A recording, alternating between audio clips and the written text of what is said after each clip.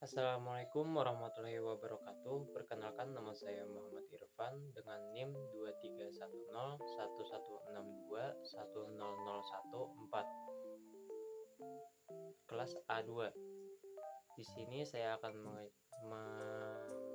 membuat video tentang penjelasan sejarah dari sejarah Pujangga Baru, sastra angkatan 45, sastra angkatan 66, 80-an, 2000-an, dan fenomena sastra koran, sastra perempuan, dan sastra populer. Di sini saya membuat video untuk mengerjakan tugas ujian akhir semester yang pertama-tama mata kuliah sejarah sastra yang diampu oleh Ibu Dr. Dwi Wahyu Chandra Dewi MPD. Ya, tanpa berlama-lama, langsung saja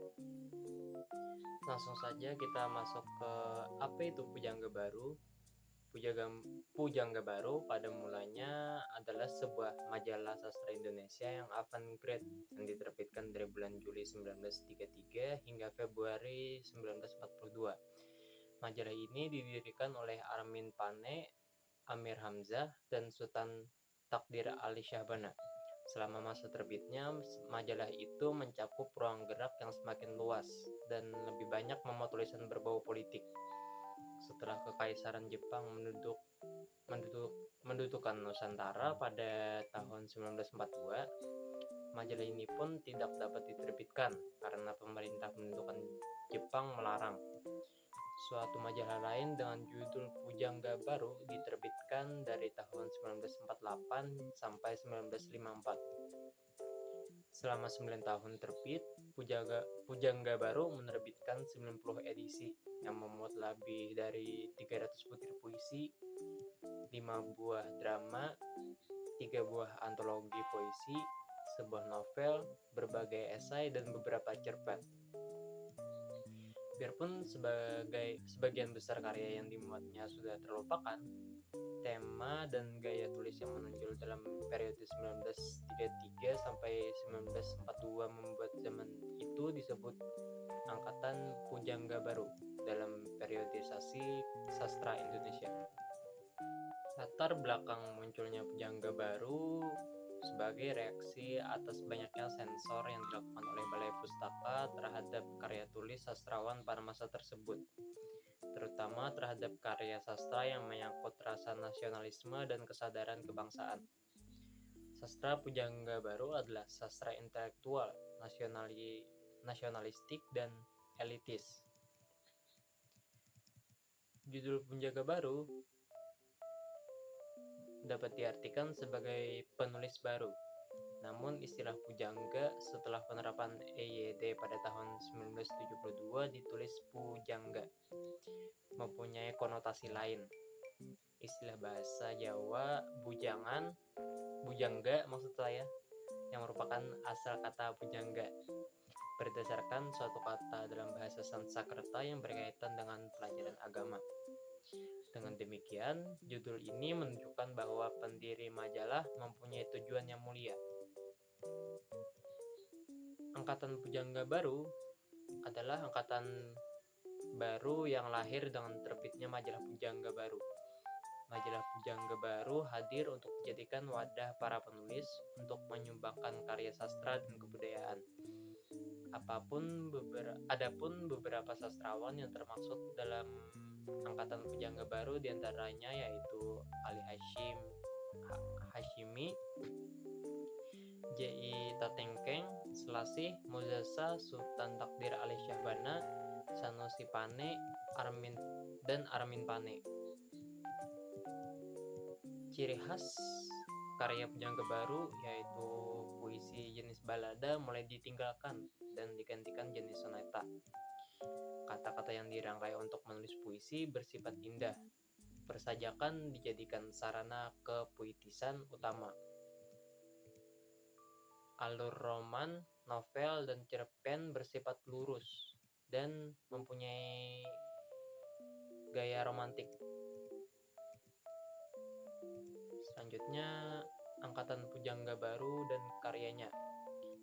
Yang pertama adalah karya dari Sultan Takdir Ali Syahbana. Yang pertama, novel yang berjudul Tak Putus di Rundung Malang yang terbit pada tahun 1929. Selanjutnya, novel Dian yang Tak Kunjung Padam terbit pada tahun 1932. Selanjutnya, karya Amir Hamzah atau yang bisa disebut dengan Raja Penyair Pujangga Baru. Yang pertama yaitu kumpulan-kumpulan puisi yang berjudul Nyanyi Sunyi, terbit pada 1937. Selanjutnya kumpulan puisi juga yaitu Buah Rindu tahun 1941. Selanjutnya karya Armin Pane yang berupa kumpulan puisi berjudul Jiwa Berjiwa yang terbit pada 1939. Selanjutnya novel yang berjudul Belenggu terbit pada tahun 1940.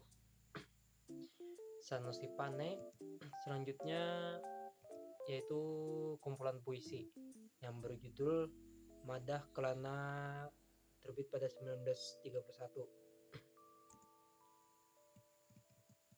Dan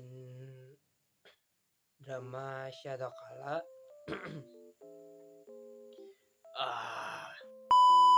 dan drama Syadakala Ning Majapahit yang terbit pada 1932. Selanjutnya Jata Tengkeng, kumpulan puisi yang berjudul Rindu Dendam terbit pada 1934. Hasrat Hati, Laut, Sinar, dan Bajang, Anak Kecil, Beethoven, Alis Nahon, Katamu Tuhan, Willem Kloos, dan sebagainya, yaitu puisi-puisi yang terbit pada 1934 hingga 1938 maksud saya. Selanjutnya kita masuk ke materi pengertian sejarah sastra angkatan 45. Yang pertama-tama adalah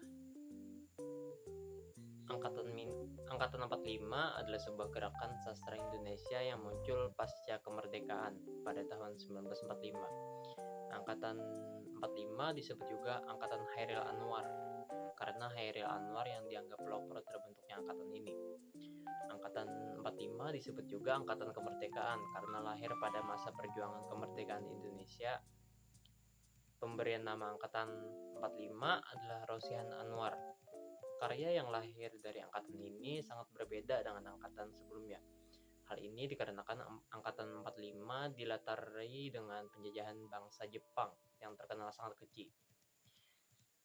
Langsung saja kita masuk ke sejarah sastra angkatan 45. Nama angkatan 45 baru diberikan pada tahun 1945.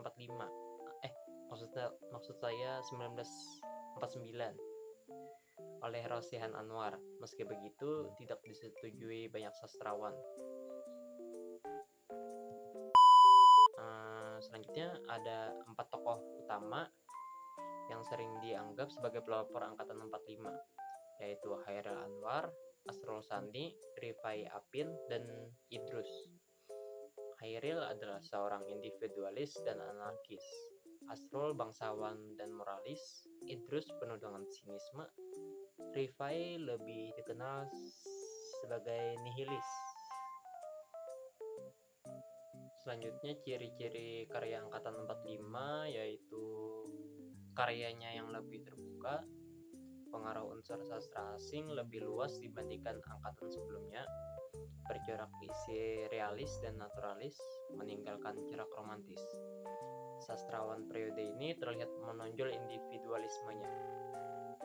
Selanjutnya dinamis dan kritis, berani menabrak pakem sastra yang mapan sebelumnya. Penghematan kata dalam karya, dan yang terakhir lebih ekspresif dan spontan. Serta terlihat sinisme dan sarkasme didominasi puisi, sedangkan bentuk prosa tampak berkurang.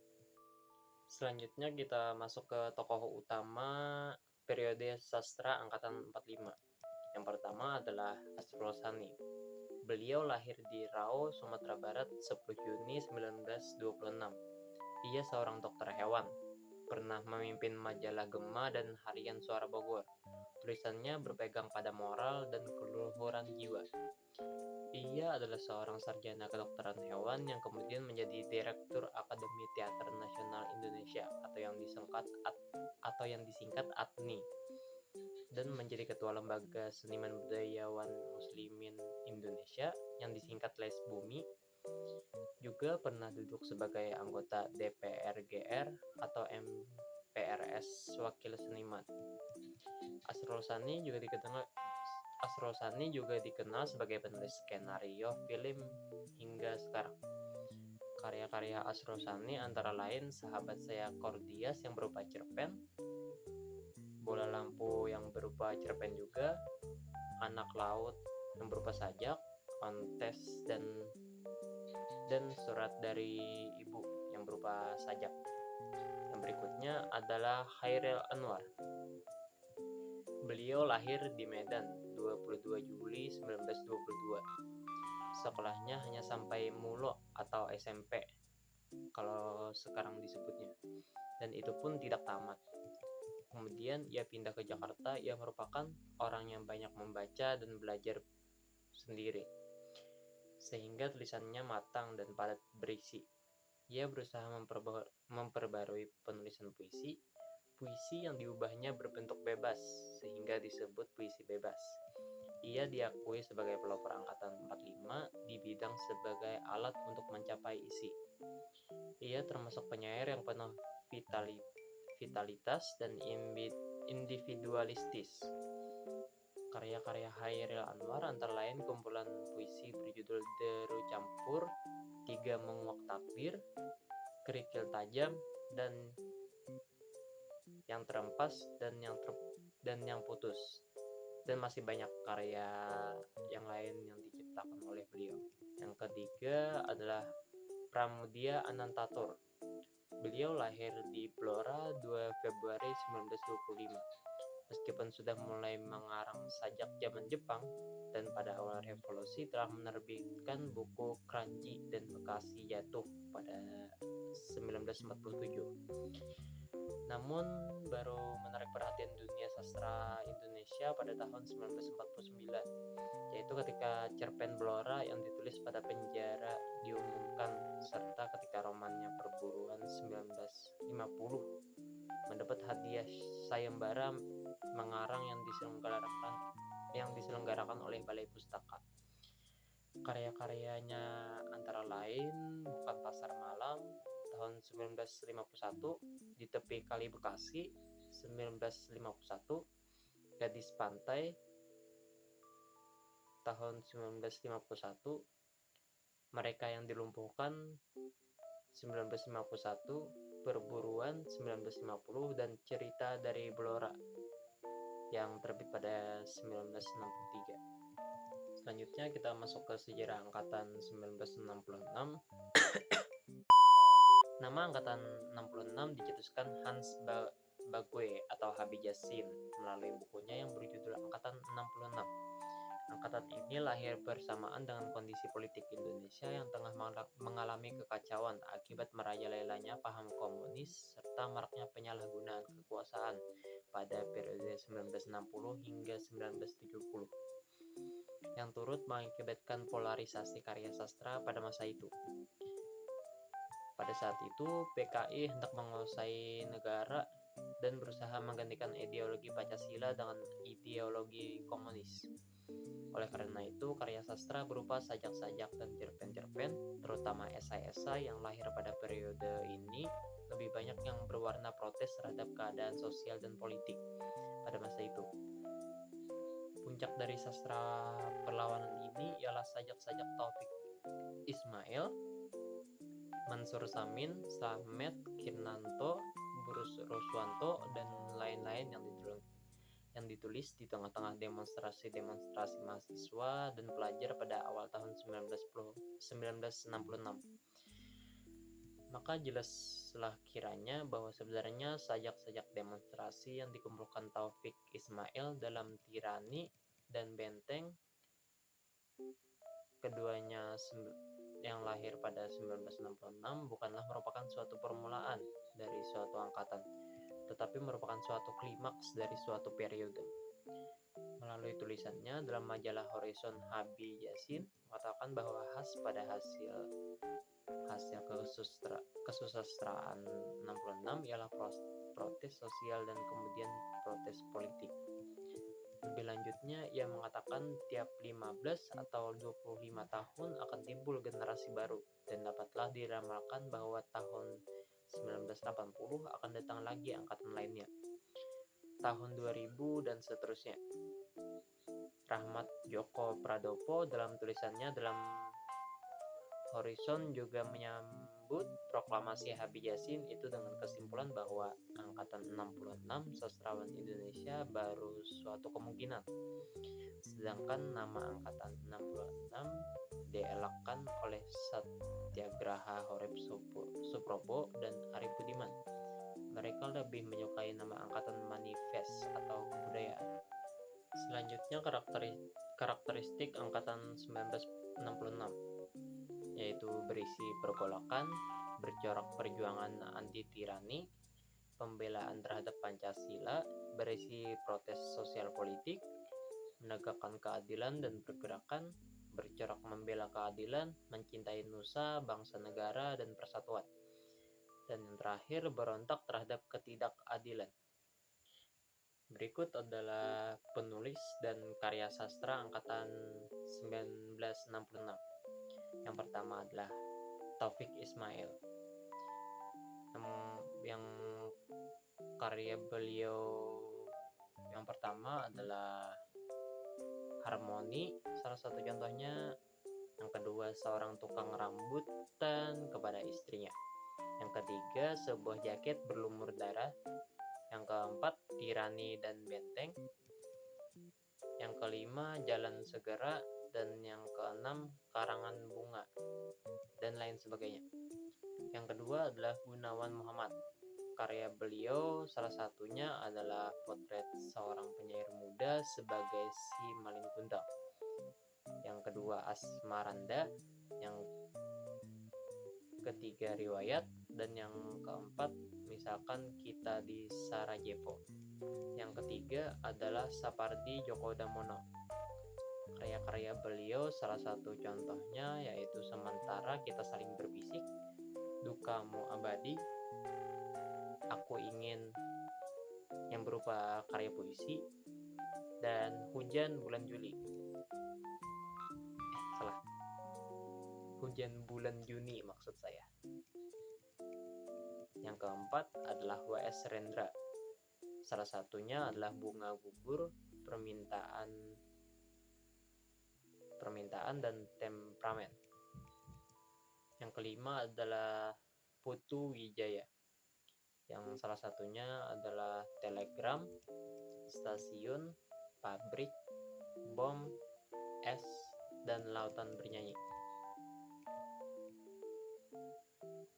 Selanjutnya kita masuk ke sejarah sastra tahun 80-an.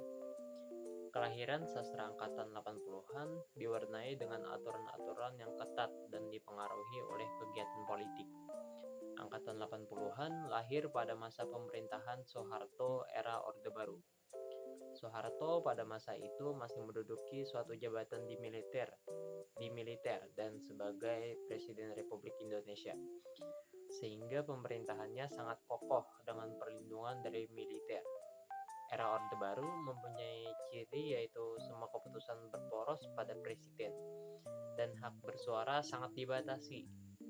Ketika ada sebuah karya yang sifatnya dianggap provokasi, mengancam, melecehkan, menyinggung, dan merugikan, maka akan langsung ditindaklanjuti oleh Soeharto dengan segera.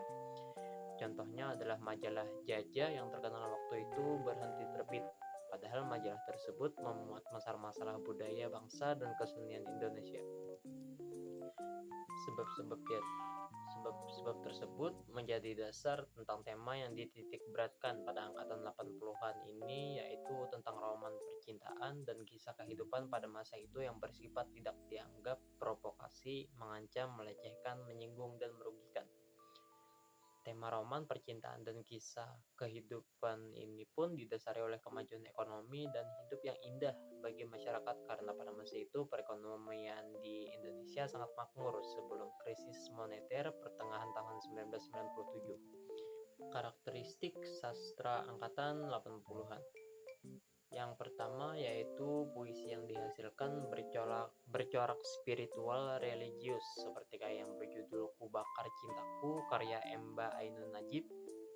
Yang selanjutnya adalah sajak cenderung mengangkat tema tentang ketuhanan dan mistikisme. Yang ketiga, sastrawan menggunakan konsep improvisasi. Yang keempat, karya sastra yang dihasilkan mengangkat masalah konsep kehidupan sosial, masyarakat yang memuat kritik sosial, politik, dan budaya. Yang kelima, menuntut hak asasi manusia seperti kebebasan. Yang keenam, bahasa yang digunakan realistis, bahasa yang ada di masyarakat dan romantis. Yang ketujuh, terdapat konsepsi pembebasan kata dari pengertian aslinya.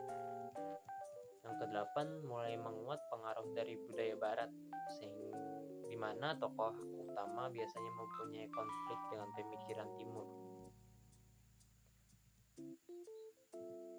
Yang kesembilan, didominasi oleh roman percintaan. Dan yang terakhir, ke-10, novel yang dihasilkan mendapat pengaruh kuat dari budaya barat, yang tokoh utamanya mempunyai konflik dengan pemikiran timur dan mengalahkan tokoh antagonisnya. Berikutnya adalah tokoh-tokoh angkatan 80-an, yaitu Hilman Hariwijaya. Beliau lahir di Jakarta 25 Agustus pada tahun 1964. Hilman Hariwijaya adalah seorang penulis Indonesia dan pelopor sastra aliran pop. Namanya dikenal sejak menulis cerita pendek yang diberi judul Lupus di majalah Hai di bulan Desember 1986, yang kemudian dibukukan menjadi sebuah novel.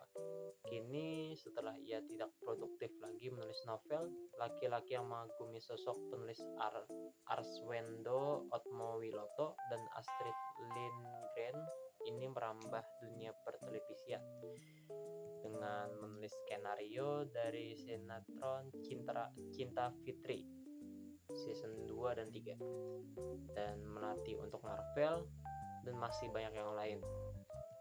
Ia juga memproduksi film The Wall. Selanjutnya adalah Margate. Margate dikelompokkan sebagai sastrawan angkatan 1980 hingga 1990. Sastrawati dan dokter ini lahir pada tanggal 27 Januari 1943 di Jakarta. Nama aslinya adalah Marga Joa dengan nama lengkap Margareta Harjamulya Jeliang Joe. Semenjak sekolah, wanita ini sudah sering mengarang dan sering dimuat di majalah sekolah. Pendidikan terakhir adalah kedokteran di Universitas Trisakti. Karya pendeknya yang berjudul Kamar 27. Saat itu dia berusia 21 tahun, sedangkan buku yang pertama berjudul Rumahku adalah Istanaku, yaitu cerita anak-anak yang diterbitkan pada tahun 1969. Yang ketiga adalah N.H. Dini. Beliau mengaku mulai tertarik menulis sejak kelas 3 SD. Buku-buku pelajarannya penuh dengan tulisan yang merupakan ungkapan pikiran dan perasaannya sendiri. Ia sendiri mengakui bahwa tulisan itu semacam pelampiasan hati. Sekalipun sejak kecil kebiasaan bercerita sudah ditanamkan sebagaimana yang dilakukan ibunya kepadanya. Ternyata Dini tidak ingin jadi tukang cerita. Ia malah bercita-cita jadi sopir lokomotif dan masinis. Tapi ia tak kesampaian mewujudkan obsesinya itu hanya karena tidak menemukan mendirikan sekolah bagi calon masinis kereta api.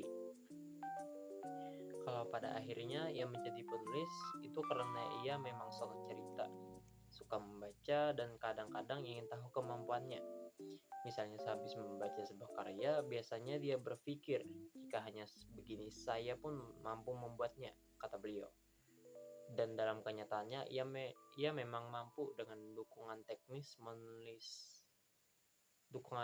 menulis yang dikuasainya. Yang keempat adalah Mira Wijaya. Bicara tentang novel populer tanah air, tentunya nama Mirawe tak bisa begitu saja dilupakan. Ia dikenal sebagai penulis yang produktif, menghasilkan novel-novel bertema cinta dan romantis.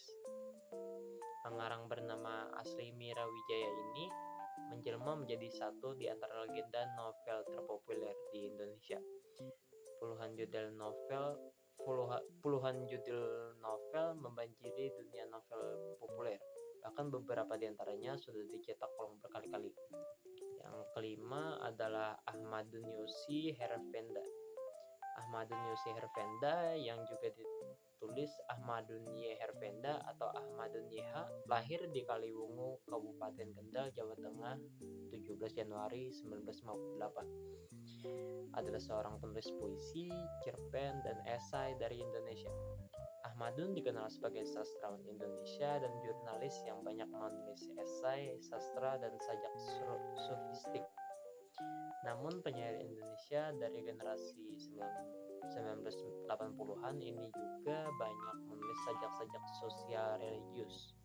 Sementara cerpen-cerpen bergaya karikutural dengan tema-tema kritik sosial, ia juga banyak menulis esai sastra. Selanjutnya kita masuk ke sejarah lahirnya sastra angkatan tahun 2000-an. Pada tahun 1998, Angkatan Reformasi dimulai atau pada masa kepemimpinan pasca Soeharto. Latar belakang Angkatan Reformasi ini ditandai dengan banyaknya karya sastra yang muncul, seperti novel, cerpen, dan antologi puisi. Banyak penyair yang ikut serta meramaikan sajak-sajak sosial politik pada masa itu. Sastrawan pada Angkatan Reformasi mempertimbangkan keadaan sosial politik yang terjadi akhir tahun 1990. Perkembangan sastra pada era reformasi ini juga ditandai dengan munculnya para pengarang perempuan yang karyanya diapresiasi oleh banyak masyarakat dan para pengamat sastra lainnya. Adapun sastra kaum perempuan seperti Ayu Utami, Dewi Lestari, Jenar Mahesa Ayu, Oka Rosmini, dan masih banyak lagi. Sedangkan sastra kaum laki-laki seperti Ajep Zamzam Nur, Afrizal Malna, Ahmadun Yosi Hervenda, Andre Hirata, dan juga masih banyak lagi. Setelah adanya wacana tentang lahirnya sastrawan angkatan reformasi, namun tidak berhasil dibenarkan karena tidak memiliki pembicara. Dan pada tahun 2002, Korey Layun melempar wacana tentang lahirnya sastrawan angkatan 2000. Penyusunan periodisasi sastra Indonesia memunculkan nama angkatan. Salah satu nama angkatannya yaitu Sastra Angkatan 2000 yang disebut juga Sastra Mutakhir. Kemudian diterbitkannya buku tentang sastrawan angkatan 2000 pada tahun 2002 oleh Gramedia di Jakarta.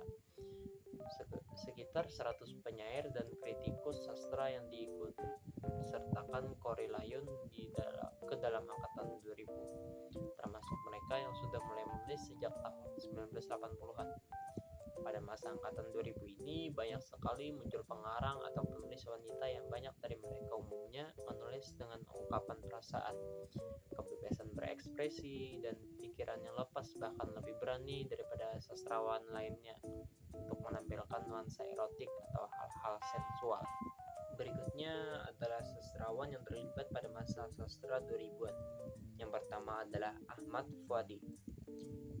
Ahmad Fuadi lahir di Banjar Maninjau, Sumatera Barat, 30 Desember 1973. Ia adalah seorang novelis, pekerja sosial, dan juga pernah menjadi jurnalis.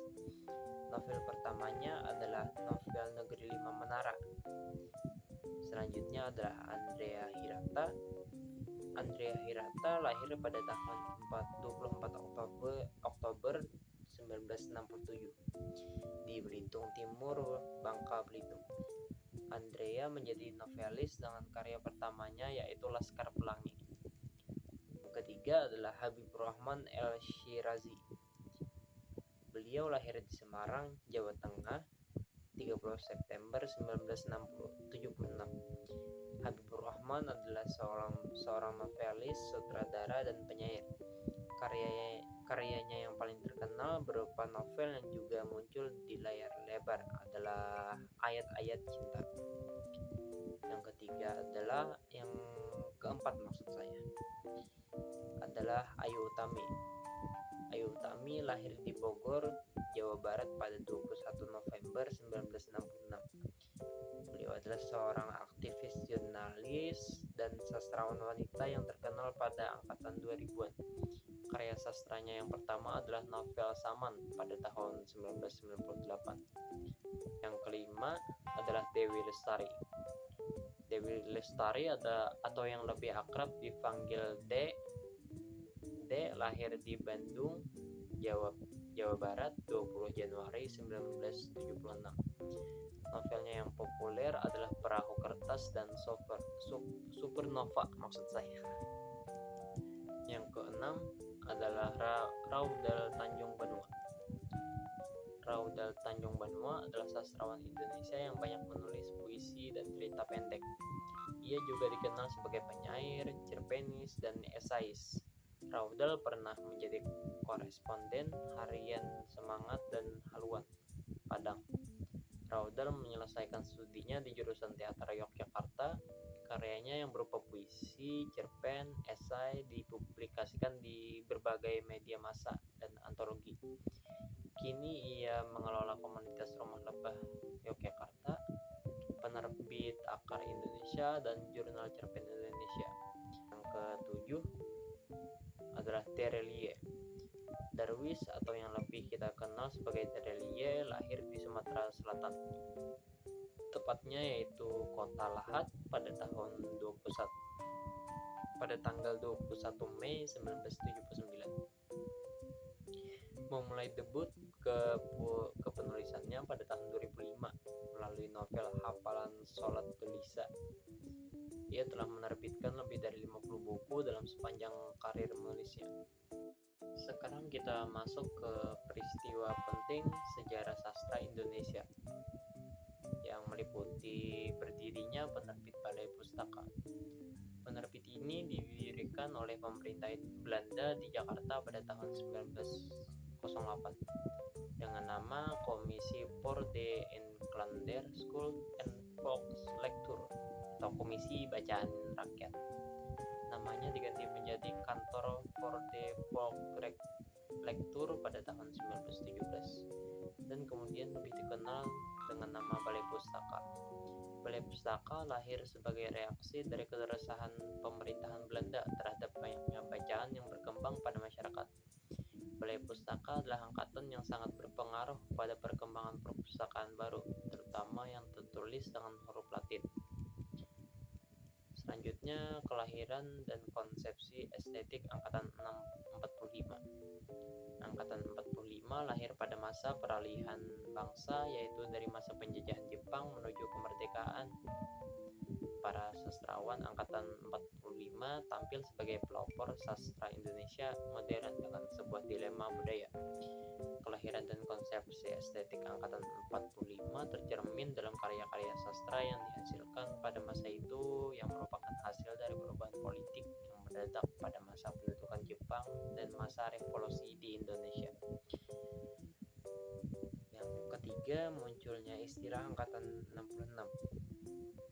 Tahun 1966 muncul istilah Angkatan 66 yang menandai peristiwa penting dalam bidang sejarah.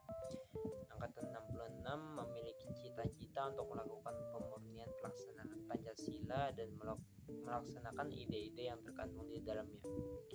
Angkatan ini lahir bersamaan dengan kondisi politik Indonesia yang mengalami kekacauan akibat merajalelanya paham komunis serta maraknya penyalahgunaan kekuasaan pada periode 1960 hingga 1930 yang mengakibatkan polarisasi karya sastra pada masa itu. Yang keempat, manifest kebudayaan. Munculnya manifest kebudayaan ini menjadi peristiwa yang penting dalam bidang sastra. Manifest kebudayaan adalah sebuah deklarasi yang dibuat oleh sekelompok penulis dan intelektual Indonesia pada akhir tahun 1963 yang mengusung humanisme universal. Manifesto kebudayaan mengutamakan bentuk kesenian yang mengabdi pada kepentingan rakyat. Manifest ini lahir sebagai respon terhadap dominasi dan tekanan dari golongan kiri yang beraliran realisme sosial yang dipraktikkan oleh seniman yang terhimpun dalam Lembaga Kebudayaan Rakyat atau Lekra. Manifesto ini menolak hubungan antara kebudayaan dan kekuasaan yang dianggap sebagai upaya politisasi gerak kebudayaan. Manifesto kebudayaan dipublikasikan lewat surat kabar berita Republik dan majalah sastra pada tahun 1963. Yang kelima adalah majalah Pujangga Baru. Dan yang terakhir adalah majalah Pujangga Baru. Angkatan Pujangga Baru adalah gerakan sastra yang muncul pada tahun 1933 di Indonesia. Angkatan ini dikenal sebagai sastra intelektual, nasionalistik, dan elitis, serta dianggap sebagai bapak sastra modern Indonesia. Peran Pujangga Baru dalam sejarah sastra Indonesia sangat signifikan. Mereka melahirkan banyak sastrawan dan penyair terkemuka yang karyanya masih dikenal hingga kini. Karya sastra pada angkatan ini mulai menyinggung masalah nasionalisme, kesadaran berbangsa,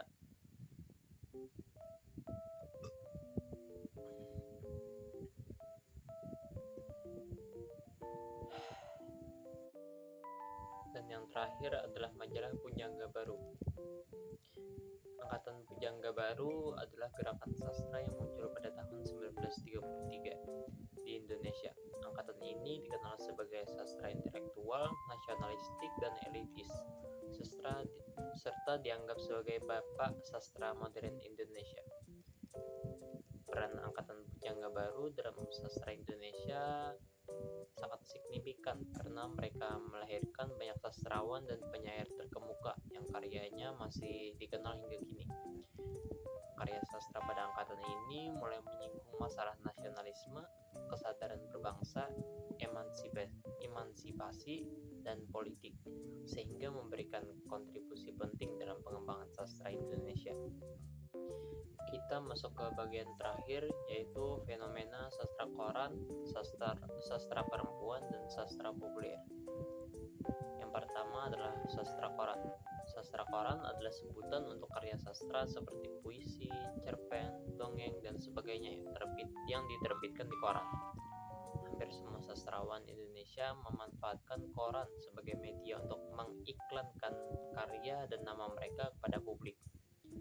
Sastra koran telah mencapai puncaknya pada tahun 70 dan 80-an.